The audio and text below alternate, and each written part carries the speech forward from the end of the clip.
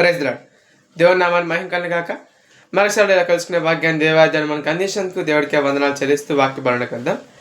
ఈ దినమంది మన వాక్యంని ఏం ధ్యానించుకోబోతున్నామంటే, మనం భూమి మీద ఏ రిలేషన్ చూసినా కానీ, ఒక భార్యాభర్త రిలేషన్ కానీ, లేకపోతే అన్నా తమ్ముడు కానీ, ఏ రిలేషన్ మనం చూసినా కూడా ఏ ఒక్కరు కూడా గ్యారంటీ ఇవ్వలేరు. ఏమని, నేను ఎల్లప్పుడూ నీతో ఉంటాను, నేను పుట్టినప్పటి నుంచి చనిపోయేంత వరకు నీతో ఉంటాను, లేకపోతే నువ్వు ఎప్పుడు నాకు అందుబాటులో ఉండాలనుకుంటే అప్పుడు నేను ఉంటాను అని ఏ ఒక్కరు కూడా గ్యారంటీ ఇవ్వలేరు.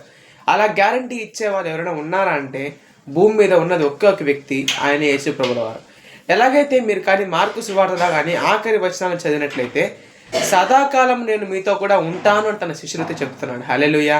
ఆయన మన అందరితో కూడా సదాకాలం ఉండగల దేవుడు. ఏ ఒక్కరు కూడా సదాకాలం మనతో ఉండలేరు.